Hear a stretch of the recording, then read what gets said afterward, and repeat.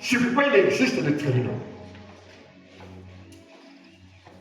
Mais la Bible dit, qui accusera les élus de Dieu?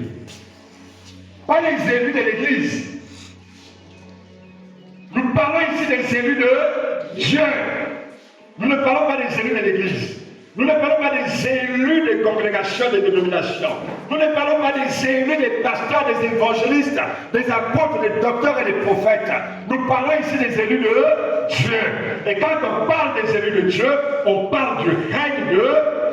Alléluia, vous êtes à la page. Oh, vous êtes merveilleux. Pasteur, je crois que j'ai plus besoin de prêcher. Eux-mêmes, ils ont déjà fait la prédication. Alléluia. Amen. Oui, Excellence, mesdames et messieurs. Voyez-vous, nous sommes dans un monde, sinon dans une création où le contexte est plus que délicat. C'est un contexte qui n'est fait que d'accusations. On t'accuse de sorcellerie, on t'accuse de vol, on t'accuse de mensonge, on t'accuse de... Qui parmi vous ce matin n'est pas accusé quelque part de quelque chose? Qui? Même moi qui vous parle, je suis accusé.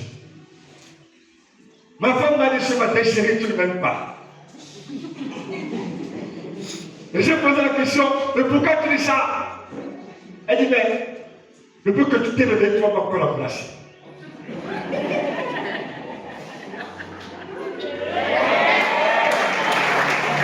Alors je l'ai embrassé. Je peux embrasser. Je peux embrasser. Embrasser pour admirer de Dieu,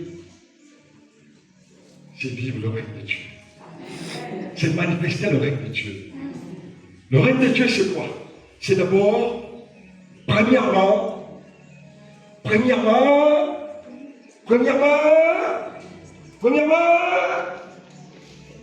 ok.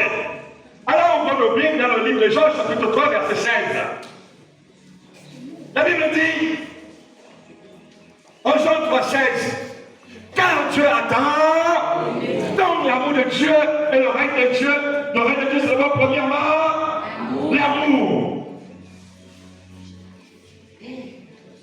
Il n'y a pas de règne de Dieu sans amour. Il n'y a pas d'amour sans règne de Dieu.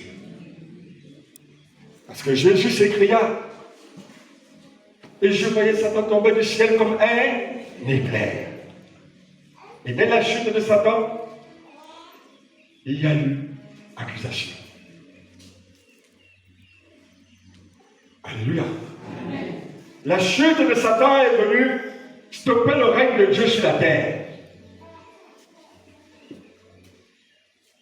C'est pourquoi nous avons beaucoup plus des élus des églises, des élus des dénominations, des congrégations, des élus d'individus.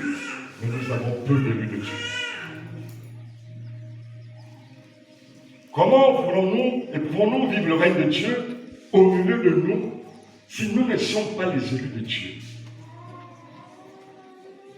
La Bible dit, nous venons de le lire, qui accusera? Ça veut dire que si vous n'êtes pas des élus de Dieu, vous êtes accusables. C'est une légitimité dans le monde spirituel. Ce n'est pas parce que vous prêchez, ce n'est pas parce que vous prêchez bien, que vous parlez bien en langue pendant des années non-stop. Ce n'est pas parce que vous chassez les démons. Jésus leur a dit, ne vous réjouissez pas de ce que les démons vous soient soumis, mais réjouissez-vous de ce que vos noms soient. Parce que là-haut, quand vos noms sont inscrits là-haut, ils sont dans la main du règne de Dieu. Ce que nous faisons dans l'église, c'est bien, c'est bon, c'est excellent. Mais le faisons-nous en tant qu'élus de Dieu? Ou le faisons-nous en tant qu'élus de nos émotions, en tant qu'élus de nos pensées, de nos sensations? Ou le faisons-nous pour attirer l'attention du berger, de la bergère, pour qu'ils disent que waouh, les aînés, il est bon, il faut que... Ou parfois simplement pour attirer l'attention des sœurs. ou alors des frères. Mais la Bible dit, qui accusera les élus de Dieu?